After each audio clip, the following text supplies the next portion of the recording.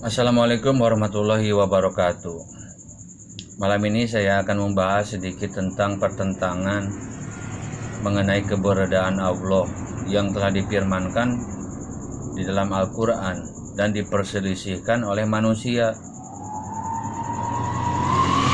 Allah itu sudah berfirman di dalam Al-Quran bahwa Dia bersemayam di atas ars. Itu redaksi ayatnya seperti itu.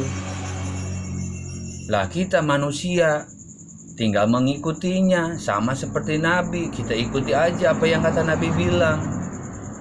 Gak usah ngarang-ngarang sendiri. Lah kita Nabi bukan. Terus kenapa kita merubah-rubah makna dalam ayat itu? Emangnya situ udah tahu gitu arti yang sebenarnya kayak gimana? Kan enggak juga. Emangnya situ pernah mengklarifikasi ke Allah, ya Rob, apa arti di atas ars itu artinya menguasai? Hah? Kan enggak juga. Terus sampean tahu dari mana itu artinya menguasai? Berarti ngarang sendiri kan? Lah iya, berarti ngarang sendiri sama. Artinya Anda itu mengarang sendiri, menciptakan definisi sendiri tentang ayat Allah yang ada di dalam Al-Quran. Kalau Anda sahabat Nabi mungkin masih bisa diterima, barangkali itu juga. Ada sahabat Nabi yang berkata kayak gitu, mungkin ada sanadnya. Kalau kata sahabat Nabi, oh iya ini artinya bersemayam di atas ars itu artinya menguasai ars. Kalau sahabat Nabi yang bilang kayak gitu masih bisa diterima. Lah ini Anda ini siapa? Sahabat Nabi juga bukan, Nabi bukan, keluarga Nabi juga bukan, wali juga bukan, apalagi Imam Mahdi, jauh banget. Sampean itu siapa? Lah kok bisa mengganti redaksi ayat kayak gitu? Udah tahu Allah berfirmannya kayak gitu, kenapa nggak diterima aja? Dan semua artinya kita serahkan aja kepada Allah dan Rasulnya. Bukankah kayak gitu biasanya juga? Sahabat Nabi, kalau ada yang gak paham tentang firman Allah, dia akan berkata, hanya Allah dan Rasulnya saja yang tahu. Seperti itu. Lah kita ini di zaman modern, Mas. Gak usah ngarang-ngarang cerita. Kalau kata Nabi kayak gitu, ya udah kayak gitu aja, nggak usah dirubah-rubah. Artinya inilah, artinya itulah. Kita ini jauh dari Nabi, jauh dari zaman Nabi, jauh dari zamannya para sahabat, apalagi zamannya para imam besar. Terus kata Imam Syafi'i itu gimana? Apa sama kayak gitu? Kan nggak juga. Imam Syafi'i aja yang paling top nggak pernah ngomong kayak gitu, artinya menguasai. Lah kita ini siapa? Imam Syafi'i juga bukan, muridnya juga bukan. Lah kok bisa mengganti-ganti redaksi ayat kayak gitu?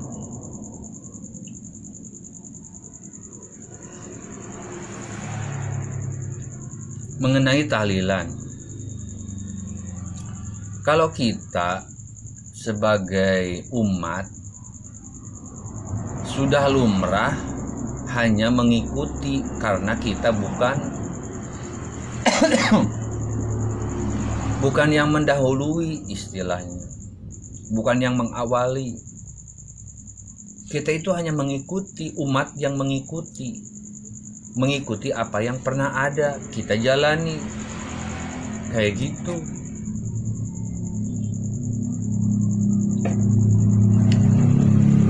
Lah terus sekarang gimana? Anda membuat ajaran sendiri, ngakunya Islam, beriman kepada Nabi, beriman kepada kitab suci. Bener kan? Oke, bener. Terus apa yang Nabi lakukan? Apa yang Nabi ajarkan? Apa yang Nabi katakan tentang ajarannya? apakah Nabi pernah bersabda kepada para sahabat, wahai sahabatku, adakanlah tahlilan ke 3 hari, ke 40 hari, ke 100 hari, sampai ke 1000 hari, atau yang disebut istilah nujuhna kalau di daerah Sunda itu, atau hari 40, natus hari ke 100, haul ya hari ke 1000. Apa pernah Nabi bersabda kepada para sahabat seperti itu? Wahai sahabatku, adakanlah tahlilan ketika ada orang yang meninggal. Apa pernah Rasulullah Shallallahu Alaihi Wasallam berwasiat seperti itu kepada para sahabat? Di zaman Nabi itu yang meninggal itu ratusan, apa di pas perang Badar, perang Uhud, perang Khandaq. Itu yang meninggal sahabat itu ratusan. Bahkan kalau di total mungkin bisa jadi ribuan gitu. Apa pernah Nabi mengatakan kepada Abu Bakar atau Umar, Utsman, Ali, wahai sahabatku, adakanlah acara tahlilan. Mari kita berdoa berkumpul sambil berbagi makanan. Apa pernah Nabi bersabda seperti itu? Kan tidak. Kalau ada tentu sudah ada hadisnya, sudah ada sanadnya, diriwayatkan dari Umar bahwasannya Nabi pernah bersabda kepada Fatimah, wahai Fatimah, kumpulkanlah para sahabat, mari kita mengadakan tahlilan ketiga hari ke-40, hari ke-100, hari ke-1000. Apa pernah Nabi bersabda seperti itu kepada Fatimah atau kepada isi-isi Nabi yang lainnya, atau kepada Umar, Abu Bakar dan sahabat Nabi yang lainnya? Kan tidak. Padahal pada saat itu pamannya Nabi meninggal. Kan? Apa pernah Nabi mengadakan tahlilan untuk pamannya yang meninggal dunia? Apa Nabi pernah mengadakan tahlilan untuk cucunya Hasan Hussein? Kan tidak.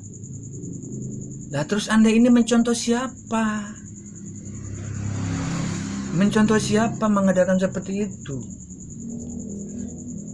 Apa pernah Imam Syafi'i mengumpulkan para murid-muridnya? Wahai murid-muridku, mari kita berkumpul pada maghrib, kita akan tahlilan karena salah satu jemaah kita ada yang meninggal, misalkan seperti itu, ditulis dalam kitab dia, misalkan dicatat. Apa ada riwayat dari Imam Syafi'i seperti itu atau wasiat? Kan nggak ada. Nah terus Anda ini mencontoh siapa yang kayak gitu? Kalau alasannya apa salahnya ini baik? Ya kalau istilahnya sekedar ingin bersedekah, ya boleh-boleh aja, tapi jangan seperti itu caranya. Di lain hari, dan tidak usah istilahnya mengkultuskan sampai hari ke-1000 seperti itu, karena itu namanya membuat ajaran sendiri. Semua amalan ibadah yang tidak pernah dikerjakan oleh Nabi, tidak pernah dicontohkan atau tidak pernah diwasiatkan, itu namanya bukan ajaran agama Islam. Yang disebut dengan ajaran agama Islam itu yang berasal dari Allah dan Rasulnya, dipraktekkan oleh para sahabat, timbullah riwayat hadis seperti itu. Setidaknya ada ijma lah dari para imam besar. Kan nggak ada juga dari imam besar itu, seperti imam mazhab 4 itu, atau dari jumhur ulama misalkan. Ada nggak fatwanya misalkan bahwa mengadakan seperti ini dibolehkan asalkan baik misalkan? Kan nggak ada juga jumhur mengatakan seperti itu. Terus Anda ini mengikuti siapa aturannya itu? Kalau Anda orang kaya misalkan, kerabat Anda meninggal, saya ingin bersedekah misalkan, ya sedekah aja, tapi nggak usah membuat aturan sendiri. Harus 3 hari, harus 40 hari, harus 100 hari, harus 1000. Setiap hari aja bikin sedekah, setiap hari sedekah.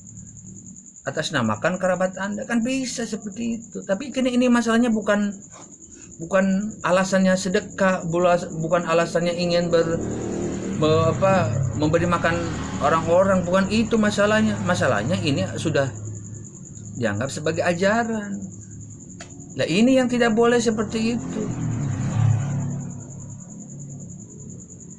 Coba direnungkan dengan kepala dingin, dengan santai direnungkan bahwa oh iya ini teh bukan ajaran Nabi gitu.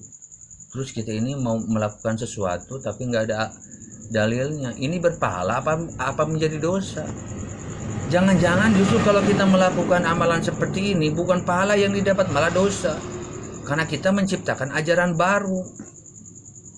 Yang disebut ajaran baru itu adalah ajaran yang tidak pernah diperkenalkan oleh Nabi secara umum baik maupun secara khusus. Artinya Anda ini sedang menjadikan diri Anda itu sebagai Nabi. Seolah-olah Anda ini lebih baik daripada Nabi. Nabi ngapain nggak ngelakuin kayak gitu? Berarti Nabi nggak tahu ini. Padahal ini kan baik. Oke, ayo kita bikin sendiri aja. Kan arahnya nanti akan seperti itu. Ujungnya akan seperti itu. Seolah-olah Nabi itu nggak paham bahwa tahlilan itu bagus. Kan celaka kayak gitu. Lagi pula kan Allah udah berfirman. Kata Allah itu kan berfirman di dalam Al-Quran itu kan, pada hari ini itu sudah dicukupkan. Artinya itu bahwa Allah itu menginginkan bahwa ibadah umat Islam itu cukup sampai di sini saja gitu. Karena hal yang seperti ini sudah sempurna menurut Allah, bukan menurut tukang somai atau menurut tukang bajigur. Ini Allah sendiri loh yang berfirman itu. Pada hari ini telah kucukupkan agamamu bagimu dan telah kusempurnakan nikmatku. Itu artinya Allah sudah memutus risalah Nabi itu hanya sampai di situ saja, tidak boleh dilebihkan, tidak boleh dikurangi. Ini kan sudah vonis dari Allah seperti itu. Sudah vonis, Allah sudah memvonis bahwa ajaran Islam itu cukup segini saja, nggak usah dilebihkan, nggak usah dikurangi. Kenapa divonis seperti itu sama Allah langsung? Karena Allah tahu manusia itu kelemahannya sampai di mana, kelebihannya sampai di mana, batasan kemampuan manusia itu seperti apa. Allah tahu, makanya Allah bataskan. Allah tetapkan batasannya bahwa Islam itu seperti ini, jangan seperti itu, jangan seperti itu. Itu hikmahnya. Bukan masalah kita benci terhadap ajaran-ajaran yang bid'ah, bukan masalah itu doang.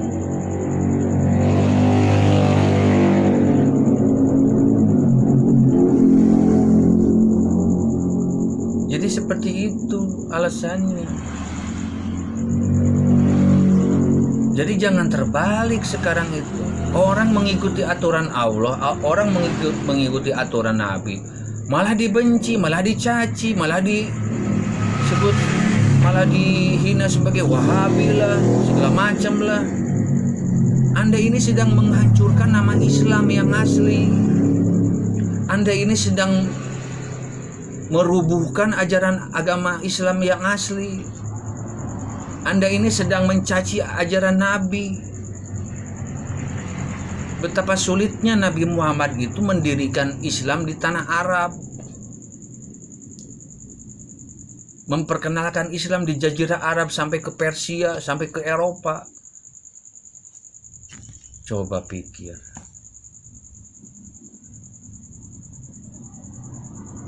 Jadi ini bukan masalah antara suka dan tidak. Kayak gitu. Bukan masalah antara suka dan tidak. Anda cinta nggak terhadap Nabi? Cinta nggak terhadap Rasul? Kalau cinta, ya jangan berbuat seenaknya kayak gitu. Kalau masalah seseorang berbuat dosa, wajar. Tapi kalau Anda menciptakan ajaran agama baru, Anda sudah keterlaluan. Kalau Anda mendapatkan wahyu dari Allah langsung, misalkan contoh nih, hai Ustadz Junaidi misalkan, sesungguhnya aku berfirman kepadamu, maka lakukanlah tahlilan. Boleh kalau emang ada wahyu dari Allah langsung kayak gitu. Artinya ada risalah baru. Cuma kan masalahnya ini kan mustahil. Anda ini bukan nabi, bukan rasul, bukan para sahabat pula, bukan imam besar juga, nggak bisa berfatwa seenaknya kayak gitu. Coba direnungkan baik-baik dengan kepala dingin, santai. Lagi pula apa salahnya meninggalkan sesuatu yang tidak ada manfaatnya? Ini mudorotnya besar. Bani Israel, kenapa dia tersesat? Kaum Nasoro, kenapa dia tersesat? Karena mereka melakukan kebid'ahan yang tidak pernah dikerjakan oleh nabi-nabi mereka. Apa pernah Nabi Isa mengajarkan beribadah mereka untuk menyembah Allah dengan cara bernyanyi kayak gitu pakai piano? Kan enggak. Nabi Isa itu mengajarkan tauhid, sembahlah Allah, berdoalah kepada Allah, berjakatlah. Itu ajaran Nabi Isa yang asli. Terus apa yang sekarang mereka kerjakan kaumnya itu sekarang? Mereka nyanyi-nyanyi di gereja seolah-olah itu adalah ibadah yang disuruh oleh Nabi Isa, padahal nggak ada hubungannya.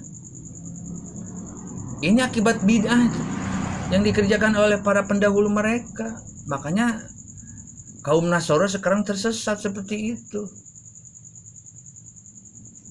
Nah, kita sekarang umat Islam apa mau seperti kaum Nasoro seperti itu? Hari ini kita rajin seumpama membuat ajaran-ajaran baru, menciptakan amalan-amalan baru yang tidak pernah dikerjakan oleh Nabi. Ujung-ujungnya nanti kita tersesat sama seperti kaum Nasoro itu. Akhirnya apa? Menyembah Nabi nanti. Seolah-olah Nabi mengajarkan seperti itu, padahal nggak ada. Kalau Anda cinta terhadap Nabi, pelihara amalan Nabi, pelihara. Kalau Anda cinta Rasul, pelihara ajaran Nabi, jaga ajaran Nabi, bela sunnah-sunnah Nabi. Bukan malah membuat ajaran tandingan. Nabi sudah menyampaikan bahwa sholawat dari Allah itu seperti ini bentuknya. Maka kalau ingin bersolawat kepadaku, bacalah yang ini. Anda malah bikin sholawat sendiri. Ini gimana urusannya coba? Nabi udah bilang, udah bersabda, ini sholawat yang harus dibaca seperti ini kepada para sahabat. Sama para sahabat diamalkan, diajarkan, turun kepada para imam besar sampai ke Indonesia ke sini diajarkan. Lah kita mau bikin ajaran sholawat sendiri, udah gitu pakai nyanyian lagi, pakai rebana segala macam. Kan Anda ini keterlaluan sekali. Anda ini sudah keterlaluan sekali Anda ini. Andai kan sekarang Nabi masih ada, pasti dia akan melarang Anda. Jangan melakukan itu, karena Allah tidak pernah mengajarkan seperti itu. Ikutilah caraku. Pasti Nabi akan berkata seperti itu. Kalaupun hari ini Nabi masih ada, sekarang Nabi sudah nggak ada. Tapi riwayat para sahabatnya masih ada, masih bisa kita baca, kita pelajari. Itu aja yang diamalkan, kan sama. Lagi pula, untuk apa memperbanyak amalan-amalan? Ibadah itu pada dasarnya capek. Ibadah itu pada dasarnya haram, tidak boleh pada dasarnya, pada asalnya. Makanya Allah pilih-pilih ibadahnya. Ini yang boleh dikerjakan, ini yang lebih ringan. Kenapa Nabi sampai bolak-balik dari masalah urusan sholat? Kenapa? Dari 50 rakaat sampai ke 5 rakaat. Coba pikir. Karena para nabi tahu ibadah itu capek, ibadah itu beban asalnya. Makanya Nabi balik lagi ke Sidratul Muntaha, bernegosiasi dengan Allah gimana caranya sholat jangan sampai 50 rakaat. Itu kan sebenarnya hikmah juga, bahwa ibadah itu sebenarnya capek, tapi karena Allah sayang terhadap kita, Allah pilih-pilih nih yang mampu seperti ini kerjakan, ini yang tidak mampu jangan dikerjakan, ini yang boleh kerjakan karena ini ringan, ini yang halal kerjakan, yang ini jangan dikerjakan karena ini haram. Tidak semata-mata Allah menurunkan hukum halal haram kalau Allah tidak tahu arti dan maknanya. Allah tahu kemampuan manusia itu seperti apa. Makanya Allah memutuskan bahwa zakat itu 2,5%. Karena Allah tahu bahwa manusia itu pada dasarnya kikir. Pada dasarnya pada asalnya itu kikir manusia itu, karena dia cinta dunia, tidak mau kehilangan dunia. Itu sifat fitrah manusia. Makanya Allah hanya mensyariatkan 2,5% saja, keluarkan sebagai zakat. Seperti itu. Coba pikir. Kalau Allah mau, bisa saja Allah putuskan bahwa zakat fitrah, zakat mal 50% dari harta-harta kalian. Kan bisa aja, tapi kan enggak kan Allah. Cuma putuskan 2,5% saja. Karena Allah tahu batasan manusia itu sampai di mana, kemampuan manusia itu seperti apa. Bahkan Allah batasi harta yang boleh dizakatkan harus berumur 1 tahun dan sudah mencapai batasan nisabnya seperti apa. Karena Allah tahu manusia itu kikir, pada asalnya kikir. Coba bayangkan kalau Allah nggak pakai batasan kayak gitu. Seumpama setiap kita dapat duit 1 juta misalkan, dipakai modal. Coba kalau Allah bilang, Anda tiap bulan harus zakat fitrah 50%, habis harta Anda itu. Makanya Allah turunkan syariat kepada Nabi agar disampaikan kepada kita bahwa batasannya ini, agar manusia itu ringan dalam menyembah Allah, itu ringan, agar manusia itu tidak terbebani dengan ibadah. Makanya Allah turunkan para nabi ke dunia untuk menyampaikan bahwa ini loh syariat nabi kalian itu seperti ini yang sudah paling mudah, paling gampang dilaksanakan, paling sederhana, paling ringan. Itu maknanya sunnah nabi itu di situ, agar manusia itu tidak terbebani. Karena tahu sifat manusia itu pada asalnya itu pemalas. Itu coba dipikirkan dengan lemah lembut, dengan santai, dengan kepala dingin, direnungkan gitu. Kenapa sih Nabi melarang kita melakukan ini, melakukan itu, tidak boleh syirik, tidak boleh bid'ah. Coba dipikirkan, renungkan dengan baik-baik, dengan kepala dingin. Jangan mendengarkan bisikan setan. Kalau setan itu dia seneng manusia bertengkar karena masalah agama. Padahal Nabi sudah menjelaskan agama itu seperti ini bentuknya, seperti itu bentuknya. Setan itu menghasut. Nabi udah bilang, udah bersabda, udah menyampaikan wahyu Allah bahwa Allah itu di atas ars. Tapi setan membisikkan kalian ke kuping-kuping kalian, jangan dipercaya. Masa Allah di atas ars? Berarti Allah butuh tempat. Jangan. Itu setan membisiki kuping-kuping kalian, masuk ke dalam dada-dada kalian. Sama seperti saat iblis menggoda Nabi Adam. Allah sudah berfirman kepada Adam, wahai Adam, jauhilah pohon itu, jauhi pohon itu. Tapi apa yang dilakukan oleh setan? Adam dibisiki kan, wahai Adam, tahu nggak kenapa Allah melarang kamu menjauhi pohon itu? Agar kamu tidak kekal di surga. Gitu. Udah makan aja itu buah. Ini kan baik. Padahal itu justru yang berbahaya. Artinya kita melanggar perintah Allah. Begitu, Mas. Jangan mengulangi kesalahan yang dilakukan oleh Nabi Adam alaihissalam bersama istrinya. Godaan, bisikan setan itu terhadap umat manusia itu, khususnya orang beriman, konsep dan strategi iblis itu sama, cuma beda zamannya doang. Coba direnungkan. Saat Allah berfirman kepada Nabi Adam, "Wahai Adam, jauhi pohon itu, jauhi pohon itu. Jangan dekati pohon itu." Datang iblis, "Hai Adam, kenapa kamu tidak memakan buah itu? Buah itu enak. Udah makan saja. Sebenarnya Allah melarang kamu makan itu agar kamu tidak kekal di surga. Kamu pengen kekal nggak di surga?" Berhubung Nabi Adam pada saat itu masih polos, belum punya pengalaman, belum dikasih ilmu oleh Allah, jadi dia masih orisinil gitu, hasil ciptaannya itu masih orisinil, belum terkena dosa, belum terkena subhat, dia masih polos, belum tahu iblis itu dia udah hidup di sana itu udah ribuan tahun. Adam baru diciptakan beberapa waktu, dimakanlah buah itu. Akhirnya apa? Allah marah kepada Nabi Adam. Akhirnya apa?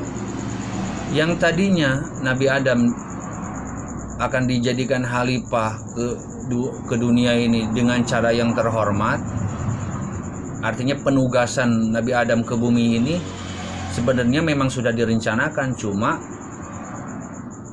diawali dilatar belakangi dengan kesalahan Nabi Adam. Jadi seolah-olah Nabi Adam itu terusir dari surga, padahal enggak sebenarnya. Memang Nabi Adam pada awalnya memang mau dikirim ke bumi untuk mengelola bumi. Cuma masalahnya Nabi Adam itu berbuat salah, sehingga pada saat diberi tugas untuk mengelola bumi seolah-olah terusir, padahal enggak terusir sebenarnya. Memang pada asal diciptakannya mau ditaruh di bumi, begitu. Nah, ini bahan renungan saja buat kawan-kawan semua, buat sobat-sobat semuanya. Barangkali ada beberapa hal yang bisa diambil hikmahnya gitu. Karena perdebatan masalah ini itu sebenarnya sudah parah, makanya perlu penjernihan, reload, penjernihan kembali gitu. Coba deh dipikir lagi dengan hati yang tenang gitu deh. Amal umat Islam itu banyak, jadi tidak perlu ditambah lagi. Jadi makin banyak makin capek nanti Anda tidak terkejar semuanya. Ibadah yang wajib aja masih banyak yang belum banyak diketahui oleh umat Islam itu. Masih banyak yang wajib yang tidak diketahui, apalagi yang sunnah. Masih banyak ajaran sunnah Nabi yang tidak dikenal, tidak diketahui, dan tidak pernah dikerjakan. Banyak sunnah-sunnah Nabi. Jadi nggak usah ditambah-tambah lagi, nanti nambah kerjaan gitu. Udah aja yang ada kerjain gitu, biar nggak jadi dosa gitu. Saran saya seperti itu. Ya demikianlah Sobat Cici-Cuit Channel. Semoga keterangan yang saya sampaikan ini bisa bermanfaat. Ya kurang lebihnya mohon maaf gitu. Barangkali ada yang salah atau ada yang kurang lengkap atau ada yang salah bicara gitu. Oke, sampai berjumpa kembali di lain waktu,